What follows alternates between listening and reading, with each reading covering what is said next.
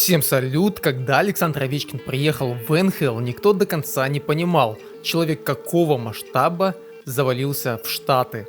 Вот молодая звезда нашего хоккея, просто блестящая. Все говорили, да, парень талантливый, у него сумасшедший бросок, который он показал еще в 16 лет в чемпионате России.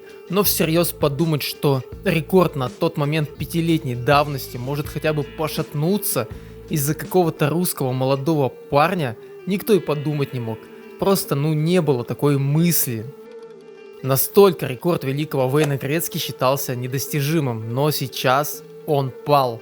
Я все еще не могу в это поверить, поэтому давайте-ка пробежимся по карьере Овечкина, посмотрим, как так вышло и главное, кто из действующих игроков НХЛ может замахнуться на уже вечный рекорд Александра Овечкина. Я провел глубокий анализ, так что подписывайтесь на канал, ставьте лайк за мои старания и давайте начинать. Драфт 2004 года. Вашингтон берет Овечкина под первым номером, и уже тогда на нем была особая ответственность. Тот самый момент, когда ты не просто игрок с потенциалом, ты надежда всей франшизы. Сейчас постфактум мы, конечно, знаем все. Возложенные на него авансы он давно оправдал. Но как прошел его первый сезон в Штатах? Внимание, 106 очков, 100 мать его 6. В сезоне, где игроки только вернулись после локаута, где было множество вопросов к кондициям игроков, 52 гола. Вот так с лета и заслуженный Колтер Трофи как лучшему новичку сезона. С детства Ови был одержим хоккеем, его мама двукратная олимпийская чемпионка по баскетболу, отец футболист. Это семья, где спортивный генофонд просто зашкаливает. И именно они с детства повторяли сыну: Саша, работай, у тебя есть все, но нужно пахать. И он пахал. В 16 лет он уже был звездой Динамо, и всем в России было понятно, он уедет и будет играть в лучшей лиге мира в НХЛ. А теперь давайте откатимся чуть назад. Вейн Грецки, как чуть-чуть. 80-е и 90-е годы. Рекорд, который должен был быть вечным. 894 шайбы. В эпоху, где шайб забивали по 7-8 в среднем за матч, где вратари стояли в трико, где большинство голов шло с добивания, какими-то нелепыми рикошетами и просто потому, что защиты как таковой не было. Например, в сезоне 81-82 Грецкий забросил 92 шайбы. Это абсолютно инопланетный результат, и казалось, что никто даже близко к нему не подойдет. Но вот проходит 30 лет, выходит русский мужик, который не приблизился, он сравнялся. 894 шайбы. Только хоккей и время уже другие. Бешеная результативность сменилась на 5-6 шайб за матч, причем на двоих. А вратари вместо колготок и щитков, которые после пары прокатов становились тяжелее втрое, носят настоящую топовую вратарскую амуницию, рассчитанную техникой до миллиметра. Она идеальна. Внешне их образ больше похож на рыцарей, на которых ты посмотришь и даже бросать тебе не захочется. И конечно, тактика. Каждый твой шаг читается в режиме реального времени.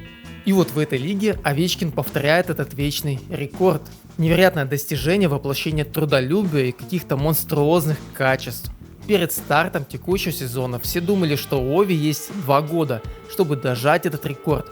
Он начал этот сезон, когда на счетчике была отметка в 853 гола. Казалось, окей, сейчас сделает 20-25, в следующем сезоне 15-20 и побьет. Проблем не должно возникнуть. Но лично у меня были небольшие переживания. Вдруг какая-то травма или ужасная форма самого Вашингтона. Кстати, про Capitals у нас уже выходило супер интересное видео, где я рассказал, за счет чего Вашингтон идет на первом месте. Небольшой такой спойлер: в начале сезона букмекеры ставили Capitals на 26 место из 32 в итоговой таблице. Прикиньте, какой это перформанс. Так что ссылка в подсказке в описании после просмотра видео про Овечкина. Рекомендую посмотреть именно этот ролик, а мы продолжаем. В общем, никто не ждал какого-то взрыва, думали, все пройдет спокойно, без каких-то потрясений. Все-таки возраст, почти 39 лет, мощность не та, тело должно сдавать. Но не тут-то было. Уже к середине сезона он вошел в топ по голам, забивал в ключевые моменты, снова стал лидером Вашингтона, и где-то в январе-феврале стало понятно, это произойдет уже сейчас, в этом сезоне. Началась гонка, медиа по всему миру, сколько осталось шайб, когда побьет, в каком городе, кому он забьет этот решающий гол. Люди покупали билеты на игры Caps по сумасшедшим ценам, арены вставали каждый раз, когда он касался шайбы. Каждая игра — потенциальный день, когда все изменится. Невероятная эйфория и эмоции телезрителей, а про болельщиков на трибуне я вообще молчу. Что они там чувствовали, я прямо им завидую.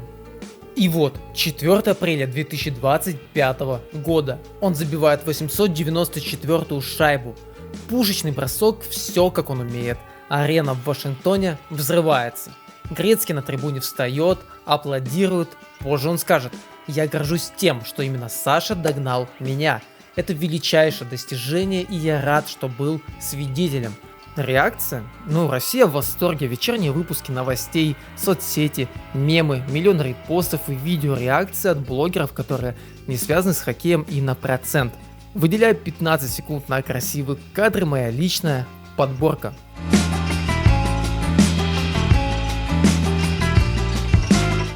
Как все счастливы, в интернет заходишь, а там одни восторженные комментарии. И теперь главный вопрос: а сколько он еще забьет? У него еще год по контракту, и если он сохранит хотя бы 70% от текущей формы, мы можем увидеть 910-920 шайб. А может даже 950? Я вообще предлагаю дойти до 1000. У Ови есть, кстати, конкурент в погоне за 1000-м голом.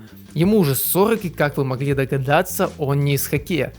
Это Криштиану Роналду. У него 931 мяч.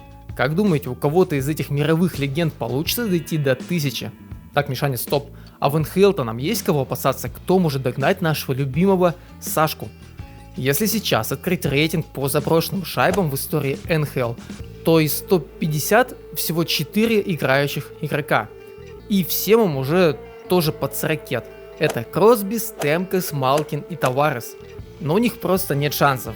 Почему? Например, Сидни Кросби, чтобы догнать Овечкина, нужно на протяжении 6 лет забивать по 50 шайб, а он является ближайшим преследователем из этой великой четверки. Короче, мой посыл вы поняли, из старичков шансов ни у кого нет.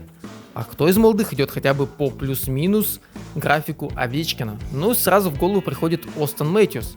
Он на самом деле красавчик, ему сейчас 27 лет, и Остон уже выбил 397 шайб. Несложными подсчетами получим следующую инфу. В среднем за все свои сезоны Ост забивает 63 шайбы за матч. Допустим, он сохранит текущую форму, и тогда, чтобы только догнать показатель Овечкина, ему нужно 788 матчей. Короче, 10 сезонов суперстабильных и без травм.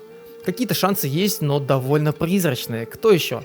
А кто еще? Драйзайтель, МакКиннон уже тупо не успеют. Макдэвид и Куч больше про передачи, да и шансов у них тоже, нет. Я сейчас долистал до 555 места в списке снайперов за всю историю НХЛ. Хочется кого-нибудь одного молодого вкинуть, но никого нет. Я думаю, пусть это будет тот, кто не входит в рейтинг, может ему сейчас 20 лет, 22. Я всю голову сломал. Помогайте в комментариях, не могу никого найти. По-моему, это почти невозможно в современной НХЛ, и таких как Овечкин больше не делают. Овечкин — это хоккей в чистом виде. Страсть, сила, стабильность. Он не просто забивал, он менял культуру. Он сделал Capitals чемпионами, он стал лицом поколения. Он прошел путь от русского молодого парня с мощным броском до величайшего снайпера в истории хоккея. Запомните этот день, запомните этот гол, мы стали свидетелями истории.